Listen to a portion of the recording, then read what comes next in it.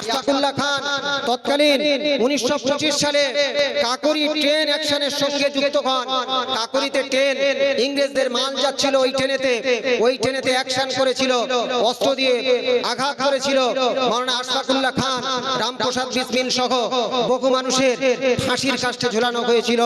মাওলানা আশফাকুল্লাহ খান সেদিন চিৎকার করে বলেছিল 1927 সালের 19 ডিসেম্বর ফৈজাবাদ, বর্তমানে আজকের অযোধ্যা যাকে বলা হচ্ছে, তৎকালীন নাম ছিল ফৈজাবাদ। এই উত্তরপ্রদেশের ফৈজাবাদের জেলে আশফাকুল্লাহ খানকে 27 বছরের যুবককে ফাঁসি দেওয়া হয়েছিল। সেদিন তিনি চিৎকার করে বলেছিল যে হি চুজ স্যাক্রিফাইস ওভার কমফর্ট, তিনি আরামের জীবন নয়, তিনি আত্মত্যাগকে বেছে নিয়েছিলেন। স্বাধীনতা সংগ্রামে বিভিন্ন জাতির একটাই লক্ষ্য ছিল ফ্রিডম বা স্বাধীনতা। আজ আমরা তাদের থেকে কি শিখব? সম্মানিত উপস্থিতি, এখানে আরো একটি তথ্য আমি আপনাদের কাছে বলি। শুধু 1857 সালে মহাবিদ্রোহ বা সিপাহী বিদ্রোহের সময় 15,000 উলামায়ে কেরামকে ফাঁসির কাস্টে ইংরেজ সরকার ঝুলিয়েছিলেন। জোরে বলুন সুবহানাল্লাহ। সম্মানিত উপস্থিতি, ভারত সরকারের ডিকশনারি অফ মার্টার্সে 1857-1947 বলে একটা পুস্তক আছে। এই বইতে শহীদদের আঞ্চলিক ভিত্তিক শহীদদের তালিকা করা হয়েছে। সেখানে কম বেশি 61,945 জন মুসলমান ভারতের জন্য, ভারতের স্বাধীনতার জন্য শাহাদাত বরণ করেছে বলে উল্লেখ রয়েছে। জোরে বলুন সুবহানাল্লাহ। আমি কয়েকজনের নাম তার মধ্যে বিশেষ করে উল্লেখ করছি। সৈয়দ আহমদ শাহ রায়বেরেলভী রহমাতুল্লাহ আলাইহি, যিনি 1831 সালে 6 মে বালাকোটের ময়দানে ইংরেজদের সাথে তৎকালীন শিখেরা সংযুক্ত হয়েছিল। এই ইংরেজ বা শিখেদের বিরুদ্ধে আন্দোলন করতে গিয়ে সৈয়দ আহমদ শাহ রায়বেরেলভী রহমাতুল্লাহ আলাইহি শাহাদাত বরণ করেছিলেন। জোরে বলুন সুবহানাল্লাহ। সম্মানিত উপস্থিতি, আমি আলিয়া ইউনিভার্সিটি থেকে ফুরফুরার পীর হযরত মাওলানা আবু বকর সিদ্দিক রহমাতুল্লাহ আলাইহির উপরে পিএইচডি করেছি, গবেষণা করেছি। এই মাওলানা আবু বকর সিদ্দিক রহমাতুল্লাহ আলাইহি সিলসিলাত ধারা সৈয়দ আহমদ শহীদ রায়বেরেলভী রহমাতুল্লাহ আলাইহি পৌঁছে গিয়েছে। মাওলানা আবু বকর সিদ্দিক রহমাতুল্লাহ আলাইহি তিনিও তৎকালীন বঙ্গ যে বিভাজন হয়েছিল 1905 সালে, তার বিরুদ্ধে তিনি প্রতিবাদ করেছিলেন। এই ঘটনাটি কোথায় পাবে? নিহার আলী একটি পুস্তক লিখেছেন, বঙ্গ বিভাজনে বাংলার ইতিহাস। এই পুস্তকের মধ্যে রয়েছে। সম্মানিত উপস্থিতি, আমি আপনাদের কাছে আরো একটি তথ্য দিচ্ছি। ফুরফুরার পীর হযরত মাওলানা আবু বকর সিদ্দিক রহমাতুল্লাহ আলাইহি, তার পীর সাহেব ছিলেন মানিকতলায় শায়িত রয়েছে হযরত ফাতে আলী ওয়াইসি রহমাতুল্লাহ আলাইহি। এই হযরত ফাতে আলী ওয়াইসি রহমাতুল্লাহ আলাইহির আব্বাজান ইংরেজদের বিরুদ্ধে সৈয়দ আহমদ শহীদ রায়বেরেলভীর সাথে 1831 সালে বালাকোটের ময়দানে শাহাদাত বরণ করেছিলেন। জোরে বলুন সুবহানাল্লাহ। সম্মানিত উপস্থিতি, সৈয়দ ফাতে আলী ওয়াইসি রহমাতুল্লাহ আলাইহির পীর সাহেব ছিলেন সুফি শাহ নূর মোহাম্মদ নিজামপুরী রহমাতুল্লাহ আলাইহি। এই নূর মোহাম্মদ নিজামপুরী রহমাতুল্লাহ আলাইহির পীর সাহেব হলেন সৈয়দ আহমদ শহীদ রায়বেরেলভী রহমাতুল্লাহ আলাইহি। তাহলে সৈয়দ আহমদ শাহ রায়বেরেলভী রহমাতুল্লাহ আলাইহি মতাদর্শের মানুষ ছিলেন। ফুরফুরা দরবার শরীফের পীর সাহেব হযরত মাওলানা মুজাদ্দিদ জামান হযরত শাহ আবু বকর সিদ্দিক রহমাতুল্লাহ আলাইহি। জোরে বলুন সুবহানাল্লাহ। সম্মানিত উপস্থিতি, বহু মানুষের নাম এক এক করে নিলে শেষ হবে না। আমি তাদের নামে, তাদের মধ্যে আরো কয়েকজনের কথা বলছি। আমরা কম বেশি অবগত আছি। বাঁশের কেল্লা, তিতুমির সহ 1831 সালে ওই নারকেলবেড়িয়া সেই তিতুমিরে, সেই বাঁশের কেল্লাতে তৎকালীন 250 জনের বেশি একসাথে শাহাদাত বরণ করেছিলেন এই ভারতবর্ষের স্বাধীনতার জন্য। জোরে বলুন সুবহানাল্লাহ। সম্মানিত উপস্থিতি, 1857 সালে এই সিপাহী বিদ্রোহের একজন বিখ্যাত নেতা মাওলানা আহমদুল্লাহ শাহ, তাকে 1858 সালে ফাঁসি দেওয়া হয়েছিল। এক এক করে বহু মুসলমানের নাম উল্লেখ করা যেতে পারে, অথচ আজকের বলতে বড় দুঃখ লাগে, আফসোস লাগে। স্বাধীনতার দিনে কয়েকজন ফেসবুকে দেখলাম তারা লিখেছে যে ভারতের স্বাধীনতার জন্য একজন মুসলমান শাহাদাত বরণ করেনি, ফাঁসির কাস্টে ঝুলিনি। আজ বলতে বড় দুঃখ লাগে, কষ্ট লাগে, আফসোস লাগে। এই ধোয়াকাটার আহলে সুন্নাত ওয়াল জামাতের মজলিস থেকে আমরা কম বেশি সবাই সেই সমস্ত মানুষদের অবগত করতে চাই, ভারতবর্ষে শুধু হিন্দুরা নয়, জৈনরা নয়, বৌদ্ধরা নয়, খ্রিস্টানরা নয়, এই মুসলমানরাও ভারতবর্ষের স্বাধীনতার জন্য তারাও সংগ্রাম করেছিল। জোরে বলুন সুবহানাল্লাহ।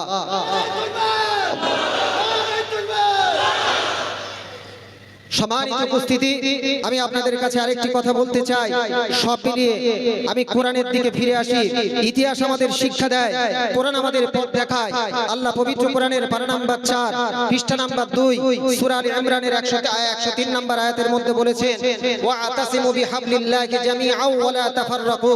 তোমরা সবাই মিলে আল্লাহর রজ্জুকে দৃঢ়ভাবে ধারণ করো এবং পরস্পর বিচ্ছিন্ন হয়ো না।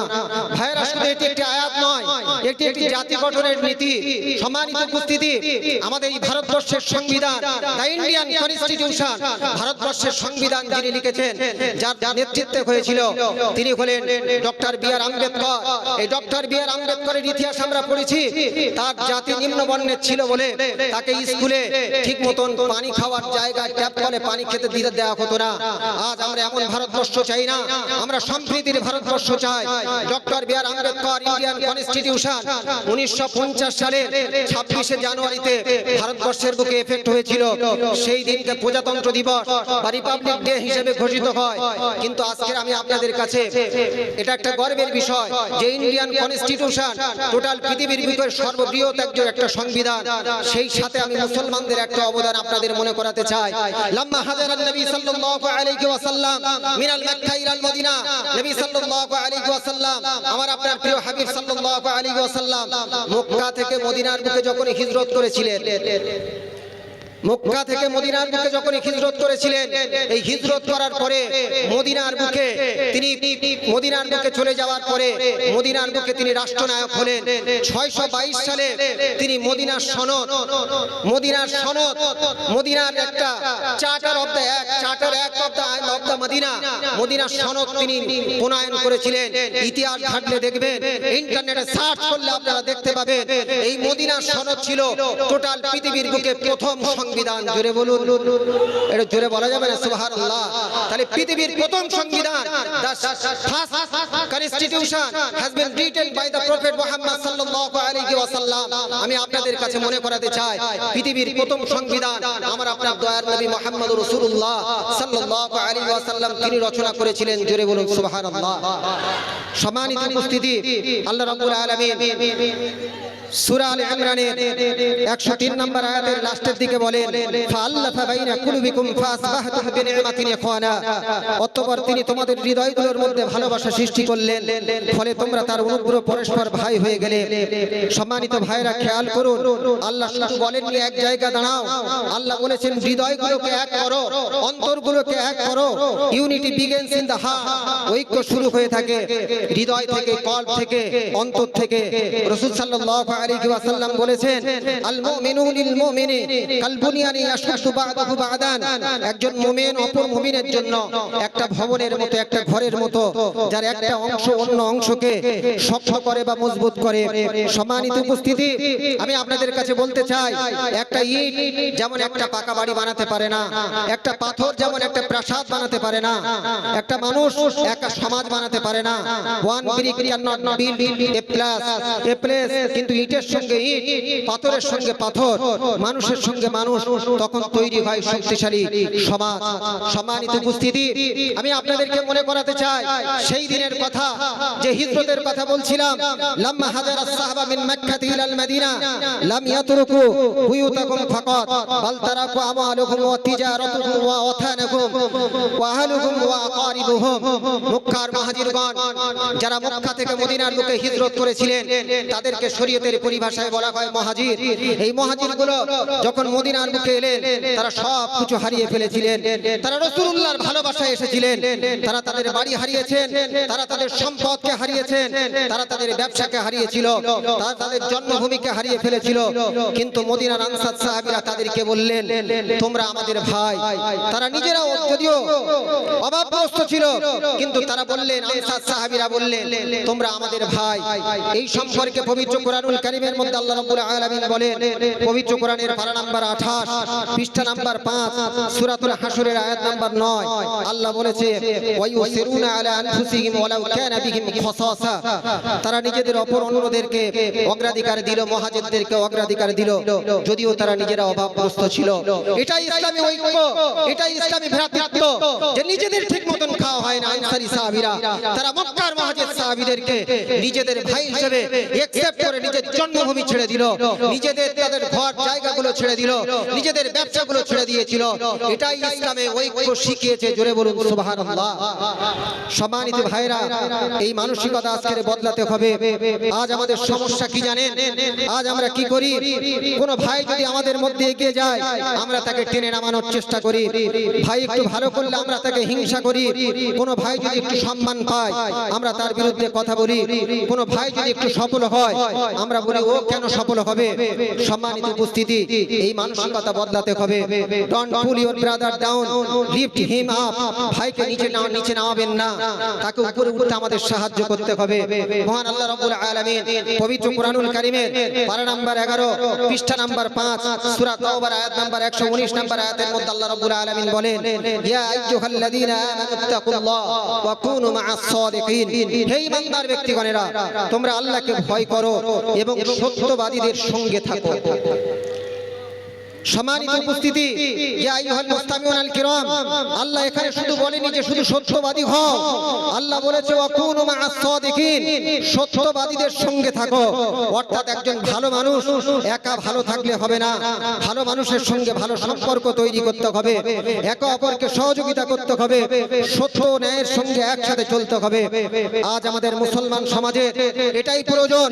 ব্যক্তিগত মতপার্থক্য থাকতে পারে, কিন্তু ঈমান, সত্য, ন্যায় ও দ্বীনের মৌলিক বিষয় আমাদের একসঙ্গে থাকতে হবে।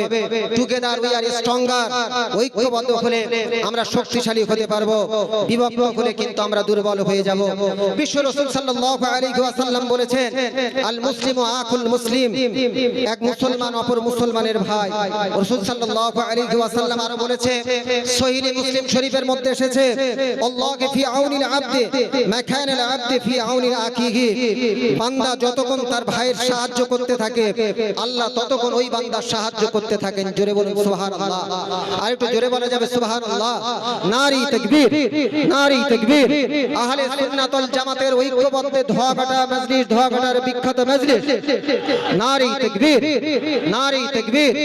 সম্মানিত উলামায়ে দ্বীন, সম্মানিত উলামায়ে দ্বীন, জনাব হযরত মাওলানা পীরজাদা মাওলানা আব্বাস সিদ্দিকী সাহেব, নারী তাকবীর। আল কোরআনের আলো, আল কোরআনের আলো, আল হাদিসের আলো, নারী তাকবীর। সম্মানিত উপস্থিতি, ভাইয়ের প্রতি দয়া, ভালোবাসা, সহমর্মিতা, এগুলো উম্মতের ঐক্যের ভিত্তি। সম্মানিত উপস্থিতিগণ, আমি একটি গুরুত্বপূর্ণ কথা বলছি, মনোযোগ দিয়ে শ্রবণ করবেন। আপনার রাজনৈতিক মতাদর্শ নিজস্ব অধিকার, আপনি যে দলকে সমর্থন করুন না কেন, আপনি আইএসএফ করতে পারেন, আপনি কংগ্রেস করতে পারেন, আপনি সিপিআইএম করতে পারেন, বিজেপি করতে পারেন, তৃণমূল কংগ্রেস করুন, কিংবা অন্য কোন রাজনৈতিক দল করুন। এটা আপনার গণতান্ত্রিক অধিকার, এটা আপনার গণতান্ত্রিক অধিকার। কিন্তু আপনাকে মনে রাখতে হবে, সম্মানিত উপস্থিতি, আপনাকে মনে রাখতে হবে,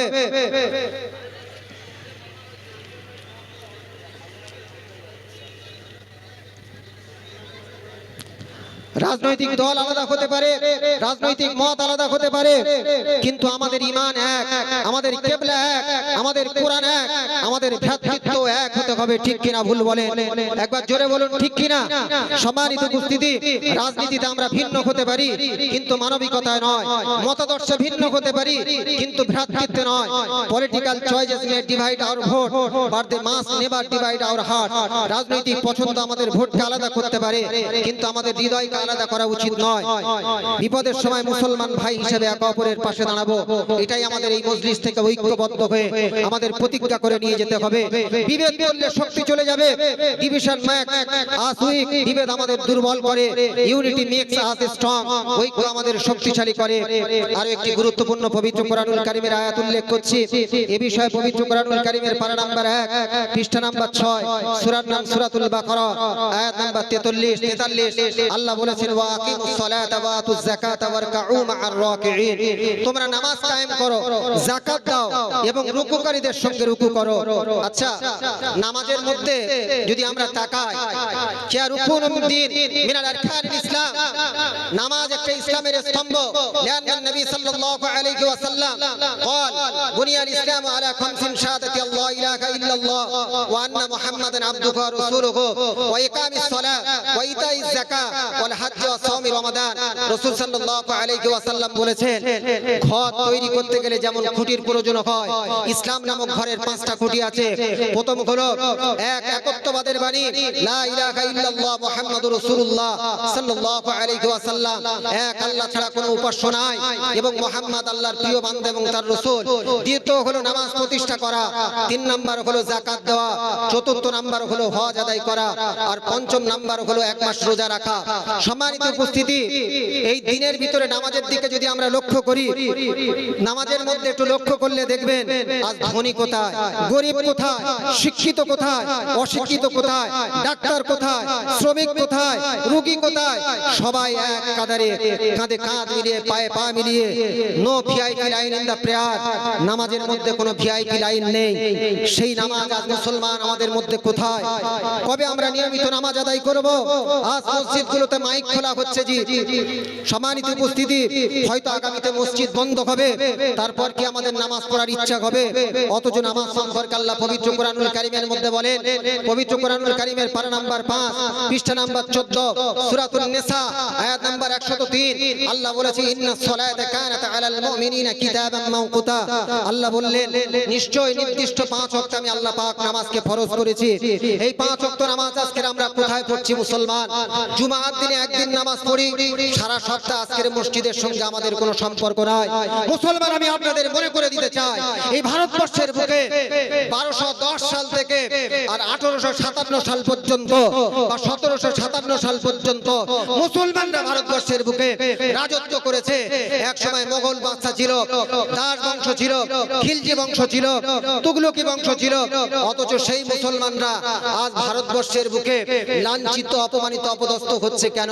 আজকের আমাদের মুসলমানদের মধ্যে ঐক্য নেই, ইউনিটি নেই, একতাবদ্ধ নেই। কোরআনের যে আয়াত, ওয়াতাসিমু বিহাবলিল্লাহি জামিআন ওয়া লা তাফাররাকু, আমরা নিজেদের মধ্যে ঐক্যবদ্ধ হই না। এক ভাই যদি টিএমসি করে, আরেক ভাই যদি আইএসএফ করে, আইএসএফ এর জানাজায় টিএমসি ভাই যাচ্ছে না, টিএমসির জানাজায় আইএসএফ ভাই যাচ্ছে না, এটার নাম কিন্তু মুসলমান নয়।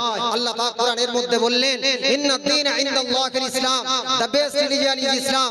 ইসলামের ক্যারেক্টার এমন হতে পারে না একজন মুসলমান অন্য মুসলমানের সঙ্গে সহাস্য বদনে সুন্দরভাবে কথা বললে রাসূল সাল্লাল্লাহু আলাইহি ওয়াসাল্লাম বলেছেন, সেটাও একটা সাদাকা সওয়াব দান করে দেওয়া হবে। জোরে বলুন সুবহানাল্লাহ।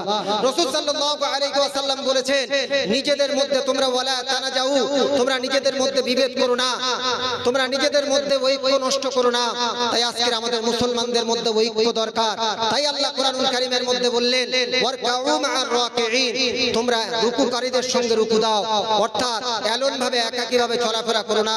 আল্লাহ কোরআনের মধ্যে যেটা বললেন সেটা ব্যাখ্যা করলে হয়, আলাইকুম বিল ইত্তিহাদ, আলাইকুম বিল ইত্তিফাক, তোমরা একতাবদ্ধ হও, তোমরা ঐক্যবদ্ধ হও। আজ মুসলমান আমাদের মসজিদগুলো দখল হয়ে যাচ্ছে, আমাদের মাদ্রাসাগুলো দখল হচ্ছে, আমাদের কবরস্থানগুলো দখল হচ্ছে। এখনো যদি আমরা ঐক্যবদ্ধ না হই, তবে আমরা ঐক্যবদ্ধ হব। আমরা কোনো জাতির বিরুদ্ধে বলছি না, অন্তত নিজেদের রক্ষা করার জন্য অন্তত আল্লাহর ঘরে গিয়ে আল্লাহকে ডাকি, আল্লাহ আপনার ঘর আপনি কিভাবে রক্ষা করবেন, এটা আল্লাহর কাছে অন্তত আমরা দোয়া চাই। পবিত্র কোরআনের মধ্যে এসেছে, উদউনি আস্তাজিব লাকুম, পবিত্র কোরআনের পারা নাম্বার 24 পৃষ্ঠা নাম্বার 13, আল্লাহ পাক সূরাতুল মুমিনের 7 নাম্বার আয়াতের মধ্যে বলেন, হে বান্দা তোমরা আল্লাহ আমার কাছে প্রার্থনা, আমি আল্লাহ আমার কাছে প্রার্থনা করো। সেই প্রার্থনাটুকু আল্লাহর কাছে আমরা করি না, বলতে বড় দুঃখ লাগে, আফসোস লাগে। আল্লাহ আমাদের মধ্যে ঐক্যবদ্ধ সৃষ্টি করুক। সকলে বলুন আল্লাহুম্মা আমিন। একবার জোরে তাকবীর দেন দেখি, নারে তাকবীর, নারে তাকবীর। সম্মানিত উপস্থিতি, আমি আপনাদের কাছে ঐক্যবদ্ধের একটা ছোট্ট ঘটনা পেশ করছি, একটু ভালো করে মনোযোগ করে সহকারে শুনবেন। আমরা মক্কা শরীফে বাইতুল হারাম, ইন্না আউওয়ালা বাইতু উদিয়া লিন-নাস আল্লাযী বিবাক্কাতিন মুবারাকা, the first house in the world, পৃথিবীর বুকে প্রথম যে ঘর, জাআলাল্লাহুল কাবাতাল বাইতুল হারাম, আল্লাহ পাক যে কাবাকে সম্মানিত ঘর বানিয়েছে, এই মসজিদুল হারাম কাবা শরীফ, এই কাবা শরীফে যারা হাজিরা হজ করতে গিয়েছে তারা জানে, বা যারা উমরা করতে গিয়েছে, দক্ষিণ পূর্ব কোণে একটা পাথর আছে, পাথরটির নাম হলো হাজারে আসওয়াদ। আমরা শুনেছি পাথরটির নাম, কথা বলেন, হাজারে আসওয়াদ। এই হাজারে আসওয়াদ পাথরটি মানে হলো, হাজারুন মানে হলো পাথর বা স্টোন, আর হাজারুন মানে হলো পাথর বা স্টোন, আর আসওয়াদ মানে হলো ব্ল্যাক বা কালো। হাজারে আসওয়াদ পাথরটি কিন্তু কালো ছিল না জি, সম্মানিত উপস্থিতি, হাদিস শরীফের মধ্যে এসেছে, সুনানে তিরমিজির মধ্যে এসেছে, আল্লাহ রাসূল আল্লাহর হাবিব সাল্লাল্লাহু আলাইহি ওয়াসাল্লাম বলেছেন, নাজারাল হাজারিল আসওয়াদ মিনাল জান্নাহ ওয়া হুয়া আশাদ্দু বায়াদান মিনাল লাবান ফাসাওয়াতু খাতিআ বনি আদমা। রাসূল সাল্লাল্লাহু আলাইহি ওয়াসাল্লাম বলেছেন, এই পাথরটা ব্যাখ্যার মধ্যে তাফসীরে তাবারির মধ্যে এসেছে, এই পাথরটা হযরতে আদম আলাইহিস সালাতু ওয়াস সালাম জান্নাত থেকে নিয়ে এসেছিলেন। সম্মানিত উপস্থিতি, সেই পাথরটা আবার অন্য একটা রিওয়ায়াতের মধ্যে এসেছে, পবিত্র কোরআনুল কারীমের মধ্যে এসেছে, পবিত্র কোরআনের পারা নাম্বার 1 পৃষ্ঠা নাম্বার 19, সূরার নাম সূরাতুল বাকারা, আয়াত নাম্বার 127। আল্লাহ কোরআনের মধ্যে বলেছে, ওয়াই ইয়ারফাউ ইব্রাহিমুল কায়দা মিনাল বাইতি ওয়া ইসমাঈল রব্বানা তাকাব্বাল মিন্না ইন্নাকা আনতাস সামিউল আলিম। হযরত ইব্রাহিম আলাইহিস সালাতু ওয়াস সালাম তার সন্তান হযরত ইসমাঈল আলাইহিস সালাতু ওয়াস সালামের সাহায্যে দুনিয়ার বুকে যখন কাবা ঘর নির্মাণ করলেন, সেই সময় হযরত জিবরিল আমিন আলাইহিস সালাতু ওয়াস সালাম এই পাথরটা এনেছিলেন। হযরত ইব্রাহিম আলাইহিস সালাতু ওয়াস সালাম কাবা শরীফ নির্মাণের পরে এই পাথরটি কাবার কোণে রেখে স্থাপিত করেছিলেন। সম্মানিত উপস্থিতি, এই পাথরটি এতটা দুধের চেয়েও সাদা ছিল, রাসূল সাল্লাল্লাহু আলাইহি ওয়াসাল্লাম বলেছেন, ফাসাওয়াতু খাতিআ বনি আদম, বনি আদমের গুনাহগুলো চুষে নিয়ে নিয়ে ওই পাথরটি কালোতে পরিণত হয়ে গিয়েছে। জোরে বলুন, আরে জোরে বলা যাবে না সুবহানাল্লাহ। সম্মানিত উপস্থিতি, আমি আপনাদের কাছে ঐক্যবদ্ধের একটা নমুনা পেশ করছি। রাসূল সাল্লাল্লাহু আলাইহি ওয়াসাল্লামের বয়স তখন মাত্র 35 বছর, দুনিয়ার মুখে দুনিয়াবি নবুয়ত তখনও পায়নি। রাসূল সাল্লাল্লাহু আলাইহি ওয়াসাল্লাম নবুয়ত পেয়েছিলেন 40 বছর বয়সে। রাসূল সাল্লাল্লাহু আলাইহি ফি উমরিহি 40 সানা, আল্লাহ রাসূল আল্লাহর হাবিব সাল্লাল্লাহু আলাইহি ওয়াসাল্লামকে আল্লাহ পাক সর্বপ্রথম নবুয়ত দান করেছেন, কিন্তু দুনিয়াবি নবুয়ত 40 বছর অবতীর্ণ হয়েছে। সালটা ছিল 605 সাল। এই 605 সালে কাবা ঘরের কুরাইশ যারা বড় বড় নেতৃত্ব ছিল, বড় বড় নেতৃত্ব, বড় বড় গোত্র ছিল, বনু মাকজুম, বনু আব্দুদ্দার, বড় বড় গোত্ররা মিলে এরা কাবা শরীফ সংস্কার করেছিল। কাবা শরীফ সংস্কার করার সময় এই হাজারে আসওয়াদ পাথরটা বাইরে রেখে দিয়েছিল। এই হাজারে আসওয়াদ পাথরটা কারা, কে, কোন গোত্র এই কাবার মধ্যে স্থাপন করবেন, এটা নিয়ে তৎকালীন কুরাইশদের মধ্যে নবী সাল্লাল্লাহু আলাইহি ওয়াসাল্লামের জামানায়, নবীজির বয়স তখন, নবীজি সাল্লাল্লাহু আলাইহি ওয়াসাল্লামের বয়স ছিল মাত্র 35 বছর। তখন তাদের মধ্যে গন্ডগোল হয়েছিল, তাদের মধ্যে ফয়সালা হলো যে আগামী কাল কাবার মধ্যে সর্বপ্রথম যে প্রবেশ করবে তিনি এই কাবা ঘরে হাজারে আসওয়াদ পাথর রাখবেন। তার পরের দিন সকালবেলা দেখা গেল আল্লাহ রাসূল আল্লাহর হাবিব মুহাম্মদ রাসূলুল্লাহ সাল্লাল্লাহু আলাইহি ওয়াসাল্লাম তিনি কাবা ঘরের মধ্যে সর্বপ্রথম প্রবেশ করলেন। সেই সমস্ত নেতারা চিৎকার করে বললেন, হাযাল আমিনুস সাদিক, ইনি তো সত্যবাদী, রাদিনা বিহি, আমরা এর প্রতি সন্তুষ্টি, তিনি যা ফয়সালা করবেন আমরা সেটা মেনে নেব। নবীজি তখন কত সুন্দর ঐক্যবদ্ধের মিসাল নমুনা দিলেন, শুনুন। সম্মানিত উপস্থিতি, আল্লাহর নবী আল্লাহর হাবিব সাল্লাল্লাহু আলাইহি ওয়াসাল্লাম একটা চাদর নিলেন, চাদরের মাঝখানে রাসূল সাল্লাল্লাহু আলাইহি ওয়াসাল্লাম হাজারে আসওয়াদ পাথরটা রাখলেন, আর সমস্ত গোত্রের মানুষদেরকে বললেন, তোমরা এই চাদরের চতুর্দিকে তোমরা হাত লাগাও। চতুর্দিকে তারা সমস্ত গোত্রের মানুষেরা তারা সেই চাদরের গায়ে হাত লাগালো, আর আল্লাহর নবী আল্লাহর হাবিব সাল্লাল্লাহু আলাইহি ওয়াসাল্লাম কাবা ঘরের দক্ষিণ কোণে সেই পাথরটাকে স্থাপন করে এক ঐক্যবদ্ধ ইসলামী ভ্রাতৃত্ববোধের একটা নমুনা তিনি পেশ করে গিয়েছিলেন। জোরে বলুন সুবহানাল্লাহ, আর একটু জোরে বলা যাবে সুবহানাল্লাহ। নারী তাকবীর, নারী তাকবীর। সম্মানিত উপস্থিতি, আমি আপনাদের কাছে বলতে চাই যে 5 ওয়াক্ত নামাজ আমাদেরকে আদায় করতে হবে। এই 5 ওয়াক্ত নামাজের সংক্ষিপ্ত আমি একটু ফজিলতের কথা বলি। আজ মুসলমান, আজকের নামাজ আমাদেরকে আদায় করতে হবে, আমাদেরকে আজকের হকের উপর চলতে হবে, কেননা কোরআনের মধ্যে এসেছে অকুনু মা'আস সাদিকিন, তোমরা সত্যবাদীদের দলভুক্ত হও। সম্মানিত উপস্থিতি, যে 5 ওয়াক্ত নামাজ আমরা আদায় করি, এই 5 ওয়াক্ত নামাজের সংক্ষিপ্ত ফজিলত আমি আপনাদের কাছে বলছি।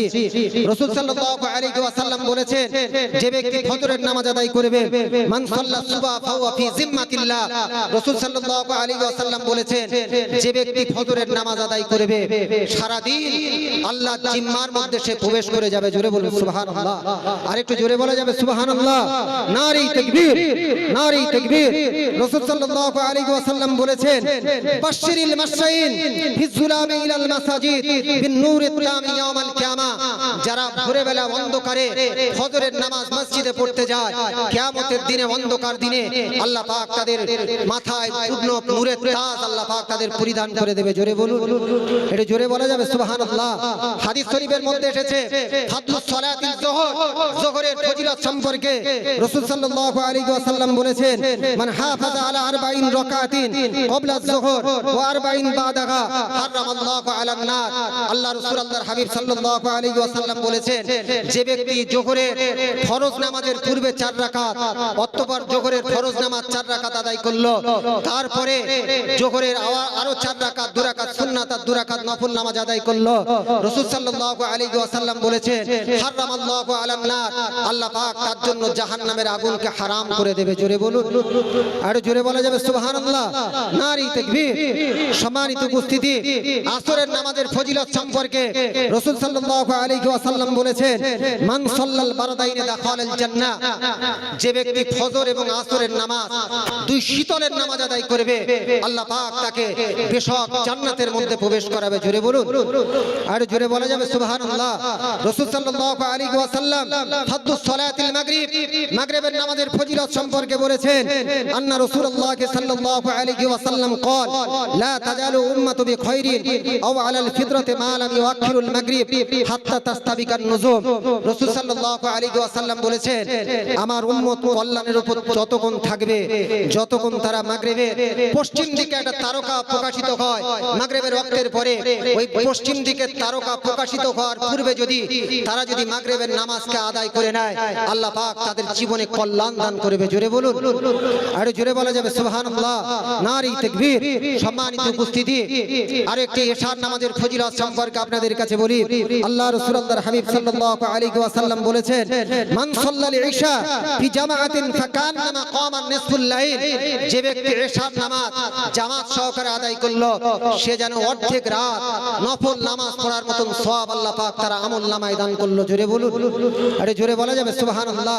হাদিস পাকের মধ্যে এসেছে, ফজর এবং এশার নামাজ এমন একটি গুরুত্বপূর্ণ নামাজ, যদি মুসলমান জানতো এর মধ্যে কি ফজিলত রয়েছে, ওয়ালাউ কানা হাবান, তারা হামাগুড়ি দিয়েও মসজিদে এশার নামাজ এবং ফজরের নামাজ পড়তে আসতো। জোরে বলুন, এটা জোরে বলা যাবে সুবহানাল্লাহ। সম্মানিত উপস্থিতি, আমি আপনাদের কাছে বলতে চাই, একদিন আমাদের প্রত্যেককে ইন্তেকাল করতে হবে, প্রত্যেকেই মৃত্যুর স্বাদ আমরা আস্বাদন করব। সেদিন কিয়ামতের ময়দানে আল্লাহ রাব্বুল আলামিন আমাদের হাতে আমলনামা দেবে, আর আমলনামা দিয়ে চিৎকার করে বলবে, ইকরা কিতাবাক কাফা বিনাফসিকা আল-ইয়াওমা আলাইকা হাসিবা। আল্লাহ সেদিন চিৎকার করে বলবে, নিজের আমলনামা আজকের নিজে পড়ো। আজকের দুনিয়ার বুকে আজকের নামাজ পড়ার সময় আছে, আজকের ওযু করার সময় আছে, সিজদা দেওয়ার সময় আছে, কিন্তু সেদিন যদি আমাদের আমলনামায় কোনো নামাজ যদি আমরা দেখাতে না পারি, কোনো সৎ আমলনামা যদি দেখাতে না পারি, এক মুসলমান অন্য মুসলমানের সেদিন যদি হিংসা দেখা যায়, কল্যাণ যদি না থাকে, ঐক্যবদ্ধ না থাকে, কাঁধে কাঁধ মিলিয়ে আমরা যদি না চলাফেরা করি, সেদিন যদি আল্লাহ পাক আমাদেরকে বলে যে দুনিয়ার বুকে যেমন তোমরা নামাজ আদায় করেছিলে, আজ নামাজ আদায় করো, সেদিন চিৎকার করে বলা হবে তোমরা নামাজ পড়ো, সেদিন কিন্তু দুনিয়ার বুকে যারা আল্লাহর দরবারে সিজদা দেয়নি, সেদিন কিন্তু তারা সিজদা দিতে পারবে না। সেদিন বলা হবে ওয়ায়াউমা ইউকশাফু আন সাকি ওয়া ইউদআউনা ইলা সুজুদ ওয়া ইউদআউনা ইলা সুজুদ, সেদিন সিজদা দেওয়ার জন্য বলা হবে, ফালা ইস্তাতিউন। সূরা কলামের 42-43 নম্বর আয়াতের মধ্যে এসেছে, 29 পারায়, তারা কিন্তু সিজদা দিতে পারবে না। সম্মানিত উপস্থিতি, আমি আপনাদের কাছে বারবার বলছি, আমাদেরকে ঐক্যবদ্ধ হতে হবে, আমাদেরকে একতাবদ্ধ হতে হবে, আমাদেরকে সম্মানিত ভাইরা, আজ আমাদের সংগ্রাম শুধু ব্রিটিশদের বিরুদ্ধে নয়, আমাদের সংগ্রাম অশিক্ষার বিরুদ্ধে, মাদকের বিরুদ্ধে, বেকারত্বের বিরুদ্ধে, অনৈতিকতার বিরুদ্ধে, অজ্ঞতার বিরুদ্ধে, দারিদ্র্যের বিরুদ্ধে, সামাজিক বিভেদের বিরুদ্ধে, আর সবচেয়ে বড় বিরুদ্ধে হলো, সবচেয়ে বড় হলো নিজেদের দুর্বলতার বিরুদ্ধে। Hour biggest battle is the battle within. আমাদের বড় সংগ্রাম হলো নিজেদের ভিতরের সংগ্রাম। আজ আমরা আমাদের সন্তানদেরকে কি শিক্ষা দেব?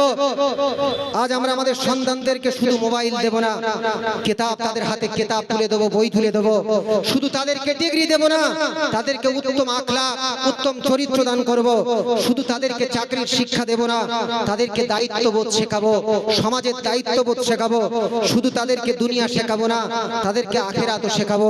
কেননা knowledge without character is incomplete, চরিত্রহীন জ্ঞান হলো অসম্পূর্ণ। আমরা আজ কেমন ভারত চাই? আমরা চাই পিসফুল ইন্ডিয়া, শান্তির ভারত চাই, এই ইউনাইটেড ইন্ডিয়া, এক ঐক্যের ভারত চাই, এই জাস্ট ইন্ডিয়া, আমরা ন্যায়ের ভারত চাই, এ প্রসপারাস ইন্ডিয়া, সমৃদ্ধের ভারত চাই, যেখানে মসজিদ নিরাপদ থাকবে, যেখানে মন্দির নিরাপদ থাকবে, যেখানে গির্জা নিরাপদ থাকবে, যেখানে গুরুদ্বার নিরাপদ থাকবে, আর সর্বোপরি যেখানে মানুষ নিরাপদ থাকবে। ঠিক না ভুল কথা বলেন? একবার জোরে তাকবীর দেন, নারী তাকবীর, নারী তাকবীর।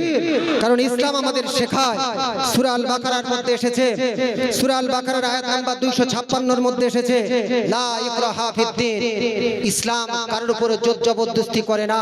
কোরআনের মধ্যে এসেছে, লাকুম দীনুকুম ওয়ালিয়া দীন, জাত ধর্ম তার কাছে। সুতরাং মানুষ হিসেবে যদি আমরা আজ ঐক্যবদ্ধ হতে পারি, সেই মহান আল্লাহ রাব্বুল আলামিনের দরবারে আসুন আমরা দোয়া চাই আল্লাহর কাছে। আল্লাহুম্মা আল্লিফ বাইনা কুলুবানা, হে আল্লাহ আমাদের হৃদয়গুলোর মধ্যে ভালোবাসা সৃষ্টি করে দাও। ওয়া আসলিহ যাতা বাইনানা, হে আল্লাহ আমাদের পারস্পরিক সম্পর্ক সংশোধন করে দাও। হে আল্লাহ আমাদের ইলমে বারাকাত দান করে দাও। হে আল্লাহ আমাদের মধ্যে ঐক্যবদ্ধ দাও। ওয়া হাইয়্যিত সুফুফানা, হে আল্লাহ আমাদের কাতারগুলো ঐক্যবদ্ধ করে দাও। আল্লাহুম্মা ইহফাজ বিলাদানা ওয়া আহলানা, হে আল্লাহ আমাদের দেশ ও দেশের মানুষকে হেফাজত করো। হে আল্লাহ আমাদের ঈমানকে মজবুত করো, আমাদের অন্তর থেকে হিংসা, অহংকার, বিদ্বেষ দূর করো। আমাদের আলেমদের ইলম ও আমলে বরকত দান করো। আমাদের যুবকদের হেফাজত করো। আমাদের সন্তানদের ইলম, আমল, আখলাক ও যোগ্যতা দাও। হে আল্লাহ ভারতবর্ষে শান্তি দাও, সম্প্রীতি দাও, ন্যায় দাও, নিরাপত্তা দাও, মানুষের মধ্যে ভালোবাসা সৃষ্টি করে দাও। যারা এই দেশের স্বাধীনতার জন্য আত্মত্যাগ করেছেন, তাদের আত্মত্যাগকে কবুল করো, তাদের মর্যাদা দাও। হে আল্লাহ আমাদের এমন জীবন দাও যাতে মৃত্যুর পরে আমাদের আমলনামা খুলে বলতে পারি, হে আল্লাহ আমরা চেষ্টা করেছি। আল্লাহুম্মা আজআল খায়রা আমালিনা ওয়া খাওয়াতিমিহা, হে আল্লাহ আমাদের আমলের উত্তম পরিণতি দান করো। আল্লাহুম্মা আকতিব লানা বিল ঈমান, হে আল্লাহ আমাদের ঈমানের সঙ্গে মৃত্যু দান করো। সম্মানিত উপস্থিতি, শেষে একটি কথা, গুরুত্বপূর্ণ কথা বলে যাচ্ছি। স্বাধীনতা আমরা পেয়েছি, পূর্বপুরুষদের আত্মত্যাগ, কিন্তু আগামী প্রজন্মকে আমরা কি দিয়ে যাব? তার জবাব একদিন আমাদের নিজেদেরকে দিতে হবে। আজ আমরা অন্যের ইতিহাস পড়ছি, কাল আমাদের সন্তানরা আমাদের ইতিহাস পড়বে। তারা যেন বলতে পারে যে আমাদের পূর্বপুরুষরা শুধু স্বাধীনতা অর্জন করেনি, স্বাধীনতার মর্যাদাও রক্ষা করেছিল। তারা যেন বলতে পারে তারা শুধু বক্তৃতা দেয়নি সমাজ গড়তে, তারা যেন বলতে পারে তারা শুধু নিজেদের জন্য বাঁচেনি, মানুষের জন্য বেঁচেছিল। আর কিয়ামতের দিন যখন আমাদের হাতে আমলনামা তুলে দেওয়া হবে, যখন বলা হবে ইকরা কিতাবাকা কাফা বিনাফসিকা আল-ইয়াওমা আলাইকা হাসিবা, তোমাদের কিতাব, তোমাদের আমলনামা তোমরা পড়ো, সেদিন যেন আমরা মাথা লজ্জা না করে, সেদিন যেন আমরা আল্লাহর কাছে মাথা উঁচু করে বলতে পারি, হে আল্লাহ আমাদের আমলনামায় যেন উত্তম ইলম লেখা থাকে, আমাদের উত্তম নামাজ লেখা থাকে, কবুলিয়াতের নামাজ লেখা থাকে। মুস্তামিউন আল কিরাম, আমি আপনাদের কাছে একেবারে বক্তৃতার শেষ লগ্নে এসে উপস্থিত হয়েছি। আপনাদের কাছে আন্তরিক অনুরোধ করব, ইসলাম একটা ভ্রাতৃত্বপূর্ণ ধর্ম। এই ধর্মেতে যে দিনের যে অন্যতম রুকুনগুলো রয়েছে, এই রুকুনের মধ্যে, প্রত্যেকটি রুকুনের মধ্যে কম বেশি আপনার মধ্যে ভ্রাতৃত্ববোধ শেখায়। আপনি যদি যাকাতের দিকে লক্ষ্য করেন, আল্লাহ রাব্বুল আলামিন কোরআনের মধ্যে বলেছেন ওয়াতুজ যাকাত, তোমরা যাকাত প্রদান করো। এই যাকাতের মধ্যে আপনারা লক্ষ্য করলে দেখবেন যারা বড় লোক, যারা ধনী শ্রেণীর মানুষ, যারা অর্থ সম্পদশালী মানুষ, তাদের মাধ্যমে আল্লাহ পাক গরিব মানুষদের মাঝে তাদের মধ্যে একটা ভ্রাতৃত্ববোধ তৈরি করার জন্য, ধনী মানুষ আর গরিব মানুষের মাঝে একটা ভ্রাতৃত্ব ঐক্যবোধ সৃষ্টি করার জন্য আল্লাহ পাক সমাজের বুকে যাকাতের ব্যবস্থা করেছে। জোরে বলুন সুবহানাল্লাহ, আর একটু জোরে বলুন সুবহানাল্লাহ। আপনারা যদি বলেন, আল্লাহ পাক পবিত্র কোরআনুল কারীমের মধ্যে, পবিত্র কোরআনের পারা নাম্বার 2 পৃষ্ঠা নাম্বার 6, সূরার নাম সূরাতুল বাকারা, আয়াত নাম্বার 183, আল্লাহ পাক যে রমজান মাসকে ফরজ করেছে, আল্লাহ পাক কোরআনের মধ্যে বলেছে ইয়া আইয়ুহাল্লাযীনা আমানু কুতিবা আলাইকুমুস সিয়াম কামা কুতিবা আলাল্লাযীনা মিন ক্বাবলিকুম লাআল্লাকুম তাত্তাকুন, হে ঈমানদার ব্যক্তিগণেরা তোমরা রমজান মাসে একটা মাস রোজা আদায় করো। এই রোজা আদায় করলে কি হবে? লাআল্লাকুম তাত্তাকুন, আল্লাহ বললেন তোমরা একে অপরের মধ্যে তাকওয়া আমি আল্লাহ আমার খোদা ভীতি, আমার ভয় ভীতি, আমি আল্লাহ আমার যে ভয়, আমাদের ভীতি, আমার ভীতি তোমাদের মধ্যে সৃষ্টি হবে। হাদিস শরীফের মধ্যে এসেছে আল্লাহ রাসূল আল্লাহর হাবিব বলেছেন, মান সামা রমাদান ঈমান ওয়া ইহতিসাবা গুফিরা লাহু মা তাকাদ্দামা মিন যামবিহি। রাসূল সাল্লাল্লাহু আলাইহি ওয়াসাল্লাম বলেছেন, যে ব্যক্তি রমজান মাসে রোজা আদায় করলো, আল্লাহ তার পৃথিবীর বুকে বিগত জীবনের গুনাহ খাতাগুলোকে ক্ষমা করে দিল। জোরে বলুন, এটা জোরে বলা যাবে সুবহানাল্লাহ, নারী তাকবীর। একবার চিন্তা করে দেখেছেন, আল্লাহ শুধু বলেছে গরিব মানুষদের জন্য রোজা ফরজ? আল্লাহ বলেছে? কোথাও বলেছে আল্লাহ? আল্লাহ বলেছেন টোটাল এক উম্মাহ নেশান, যে জাতি রাসূলুল্লাহর জাতি উম্মাহ, এই উম্মতের প্রতি আল্লাহ পাক রোজাকে ফরজ করেছেন, যাতে করে মুসলমানরা ঐক্যবদ্ধ হতে পারে, একতা হতে পারে। আলাইকুম বিল ইত্তিফাক, আলাইকুম বিল ইত্তিফাক, তাদের মধ্যে ঐক্যবদ্ধ সৃষ্টির জন্য সর্বোপরি শরীয়তের হুকুম আহকামগুলো তিন ভাগে ভাগ করা হয়। একটা হলো, ভালো করে শুনবেন, একটা হলো শারীরিক ইবাদত, আরেকটা হলো আর্থিক ইবাদত, আরেকটা হলো শারীরিক এবং আর্থিক ইবাদত। শারীরিক ইবাদতের মধ্যে নামাজ, সম্মানিত উপস্থিতি, আর শারীরিক ইবাদতের মধ্যে রমজান মাসে রোজা বা সওম, আর আর্থিক ইবাদত হলো যাকাত। কিন্তু আরেকটা হলো, সম্মানিত উপস্থিতি, শারীরিক এবং আর্থিক ইবাদত, তার নাম হলো হজ। সম্মানিত উপস্থিতি, এই হজের মধ্যে রাসূল সাল্লাল্লাহু আলাইহি ওয়াসাল্লাম, হজ্জা রাসূলুল্লাহ সাল্লাল্লাহু আলাইহি ওয়াসাল্লাম মাররাতান ওয়াহিদা, রাসূল সাল্লাল্লাহু আলাইহি ওয়াসাল্লাম জীবনে মাত্র একবার হজ করেছিলেন, যে হজকে বলা হয় বিদায় হজ। এই বিদায় হজটা হয়েছিল 632 সালে। রাসূল সাল্লাল্লাহু আলাইহি ওয়াসাল্লাম মানবতার বাণী, ঐক্যের বাণী, ইত্তেহাদের বাণী, ইত্তেফাকের বাণী, রাসূল সাল্লাল্লাহু আলাইহি ওয়াসাল্লাম 632 সালে আরাফার ময়দানে রাসূল সাল্লাল্লাহু আলাইহি ওয়াসাল্লাম 1,24,000 সাহাবীদের সামনে দাঁড়িয়ে রাসূলুল্লাহ ঐক্যের বাণী বলেছিলেন। সেদিন রাসূলুল্লাহ বলেছিলেন যে সাদা বর্ণের উপরে কালো বর্ণের কোনো অধিকার নাই, কালো বর্ণের উপরে সাদা বর্ণের কোনো অধিকার নয়। আল মুসলিমু আখুল মুসলিম, একজন মুসলমান অন্য মুসলমানের ভাই। জোরে বলুন, এটা জোরে বলা যাবে সুবহানাল্লাহ। কোরআনের মধ্যে এসেছে ইন্নামাল মুসলিমুনা ইখওয়া, একজন মুসলমান অন্য মুসলমানের ভাই। তাই আজকে আমরা যখন কোন মুসলমান বিপদে পড়বে, যখন কোন মুসলমান কোন ভাবে পিছিয়ে পড়বে, একজন মুসলমান ভাই হিসেবে তাকে সাহায্য করা নৈতিক দায়িত্ব। আপনি যে দলই করুন না কেন, আপনি আপনার গণতান্ত্রিক অধিকার রয়েছে, কিন্তু মুসলমান হিসেবে এক প্ল্যাটফর্মে যদি আমরা আসতে পারি, তবে আগামী দিনে আমাদের জন্য সফলতা অপেক্ষা করছে। আর নতুবা আমাদের মধ্যে যদি আমরা ডিভাইডেড করি, আমরা যদি আমাদের মধ্যে যদি ডিভিশন করি, তাহলে কিন্তু আমরা স্ট্রঙ্গার হতে পারবো না। Together we are stronger. আমরা যদি ঐক্যবদ্ধ হই, তবে আমরা শক্তিশালী হতে পারবো ইনশাআল্লাহ। সেই ঐক্যবদ্ধের দিকে আমরা ইনশাআল্লাহ এগিয়ে যাব। আসুন আমরা আল্লাহ রাব্বুল আলামিনের দরবারে, আসরের আজান হবে, এই আসরের আজানের আগে একটু আল্লাহ পাকের কাছে এত মানুষের সমাগম, চতুর্দিকে আজ মুসলিমরা নিপীড়িত, লাঞ্ছিত, অপমানিত, অপদস্থ হচ্ছে। সম্মানিত ফুরফুরা দরবার শরীফ থেকে আওলাদে মুজাদ্দিদ জামান তিনি আসবেন, তিনি অল বেঙ্গল আহলে সুন্নাত ওয়াল জামাতের কর্ণধার, তিনি আসবেন। আসরের নামাজের পরে তিনি উঠবেন। এখন আমরা আসুন মহান আল্লাহ রাব্বুল আলামিনের দরবারে নারায়ণপুর অঞ্চলের সন্তান হিসেবে যারা এই মজলিসকে আঞ্জাম দিতে গিয়ে বহু শ্রম দিয়েছে, বহু কায়িক পরিশ্রম করেছে, যারা বিভিন্ন দূর দূরান্ত থেকে এসেছে, প্রত্যেকেই আমরা মুসিবতের কথা, আমাদের ঐক্যবদ্ধের কথা মহান আল্লাহ রাব্বুল আলামিনের দরবারে তুলে ধরি। সকলে আসুন আল্লাহর কাছে একটু 2 মিনিট আল্লাহর কাছে প্রার্থনা করি।